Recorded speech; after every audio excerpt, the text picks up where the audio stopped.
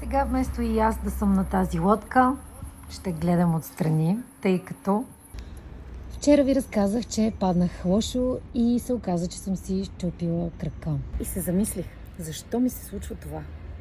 Лятото тък му дойде, времето се оправи, готино е за разходки, за плаж, за море, так му букнахме и морето. И ето ме на. Разбирам, че всяка ситуация идва рано или късно в живота на хората, защото някакъв момент е настъпил и то трябва да се случи. И според ситуацията зависи какво осъзнаване трябва да направим. Реших да се допитам до кралицата в теб, разбира се, защото все още си задавам въпроса защо на мен стана супер нелепо, сега съм вързана вкъщи и избрах ето тези три карти. Т.е. докато разбърквах тестето, те сами паднаха. Едната беше очакване, другата избор и граници. Седнах и се замислих какво искат да ми кажат те.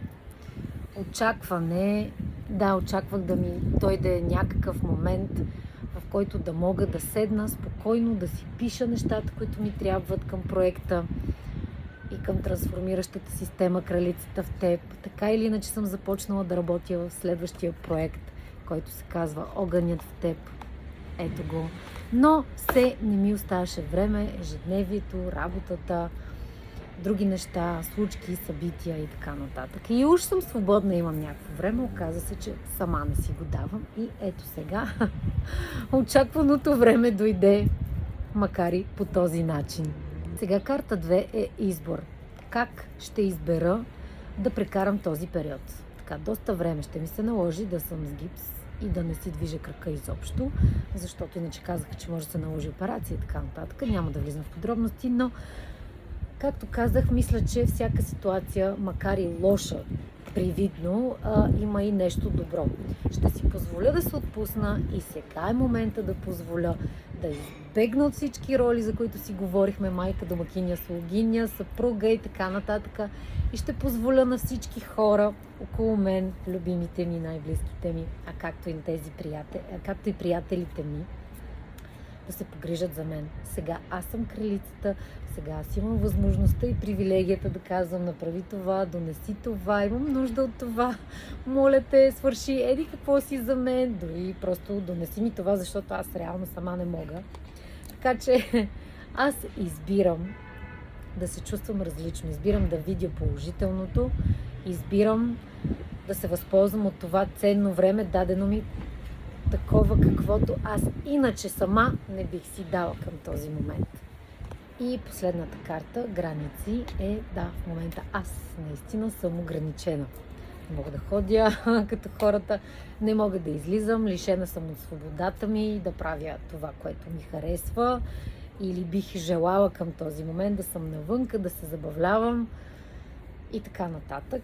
Така че да, в момента живота ме ограничава, но както вече казах, то е умишлено и самата аз избирам да творя в този период, отколкото да се ограничавам, да седна, да се самосъжалявам и продължава да се питам защо на мен, с какво заслужих това, защо точно в този период и така нататък.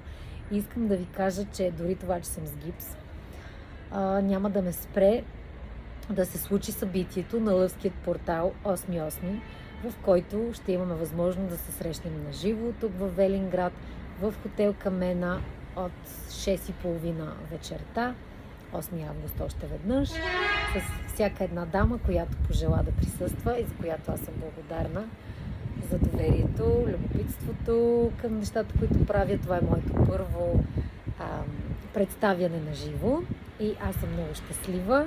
Така че това, че съм с гипс, няма да ми попречи. Извинявам се още сега на всички, които ще присъстват. Трябва да съм седнала, стигнат крак, но все пак мога да говоря, мога да им покажа как се случват нещата, да обясня как работи кралицата и дори да тестваме на живо. Поканила съм още една дама, Диана Гълъбова, много близка дама до моето сърце.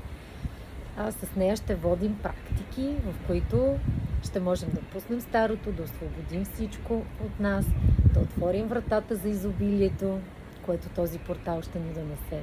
Така че Благодаря на Господ, че това е, както казват, малкият дявол. Всичко е наред, здрава съм, добре съм, слава Богу, не ме боли. Просто ще се чуваме и ще се виждаме по този начин. Прекрасен ден ви желая!